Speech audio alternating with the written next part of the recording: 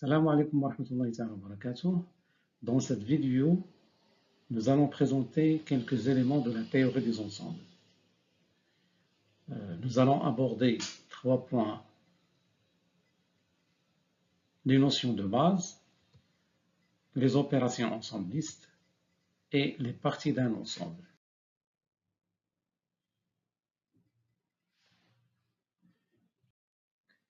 Commençons par la notion d'ensemble. Un ensemble est défini par ses éléments. On peut dire qu'un ensemble est une collection d'éléments. La relation qui existe entre un ensemble et ses éléments s'appelle l'appartenance. Si A est un ensemble et X est l'un de ses éléments, alors on écrit X appartient à A. On utilise le symbole d'appartenance.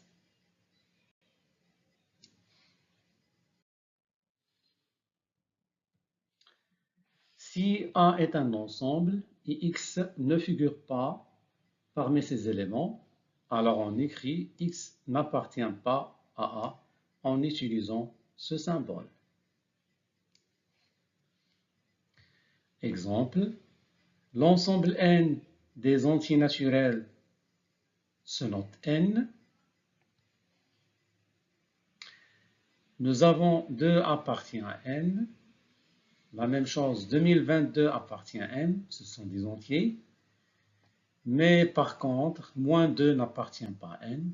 Un nombre négatif n'appartient pas à N. Et la racine carrée de 2 n'appartient pas à N. Alors, soit A, un ensemble, et X, un élément. La relation d'appartenance et celle de la non-appartenance sont reliées par l'équivalence logique suivante. Alors, nous avons X n'appartient pas à si et seulement si non X appartient à A.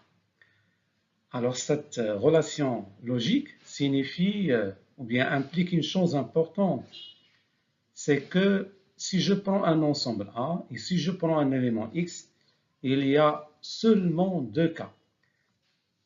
Soit que X appartient à A, ou bien X n'appartient pas à A.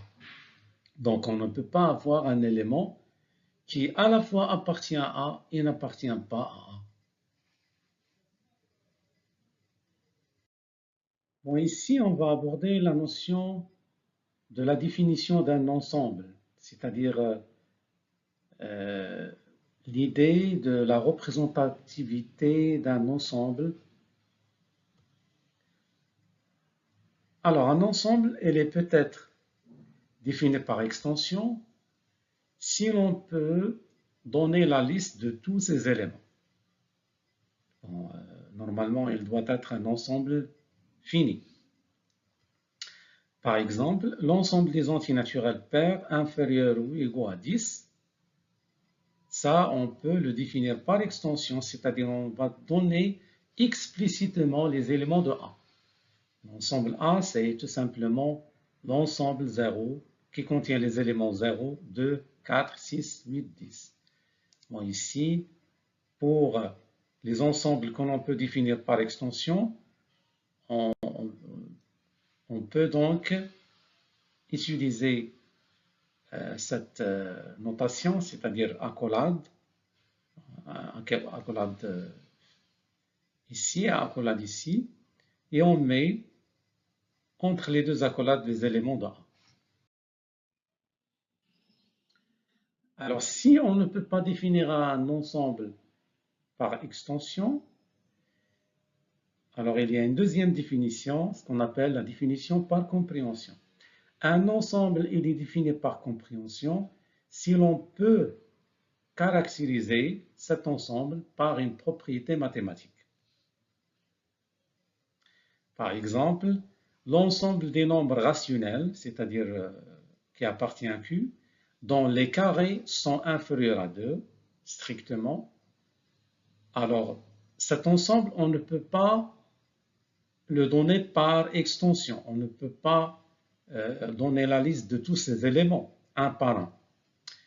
Mais on peut, en revanche, le caractériser par une propriété mathématique. Alors on écrit A égale, cet ensemble A, c'est tout simplement l'ensemble des nombres rationnels R, les éléments R, qui appartiennent à Q, tels que 0 est inférieur ou égal à R carré, inférieur strict à 2. Alors, parmi ces éléments figurent, par exemple, 1, moins 1, 1,1, 1,2, moins 1,3, etc. On appelle cardinal d'un ensemble le nombre de ces éléments. Et donc, on peut parler des cardinals d'un ensemble lorsqu'on peut compter le nombre des éléments de cet ensemble. Alors, le cardinal, il se note cardinal de A. Pour un ensemble A, on note cardinal de A, le nombre d'éléments de A. Bon, par définition, le cardinal de A est toujours un entier naturel, 0, 1, 2, etc. Il existe un ensemble très important, très particulier, dont le cardinal est égal à 0. Alors, on appelle cet ensemble l'ensemble vide. Elle est notée par ce symbole.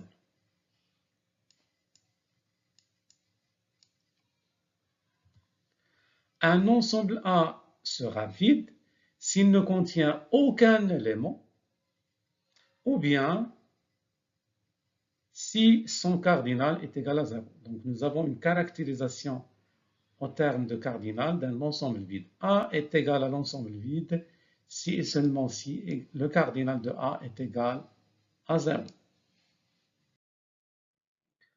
Un ensemble peut être vide, fini ou même infini. Un singleton est un ensemble A qui ne contient qu'un seul élément, c'est-à-dire tel que cardinal de A égale à 1. On peut donc dire qu'un ensemble A est un singleton s'il existe un élément unique X pour lequel on est A égale à X. Un ensemble peut être vide, fini ou même infini. Un singleton est un ensemble A qui ne contient qu'un seul élément, c'est-à-dire tel que cardinal de A égale à 1. On peut donc dire qu'un ensemble A est un singleton s'il existe un élément unique X pour lequel on est A égale à X.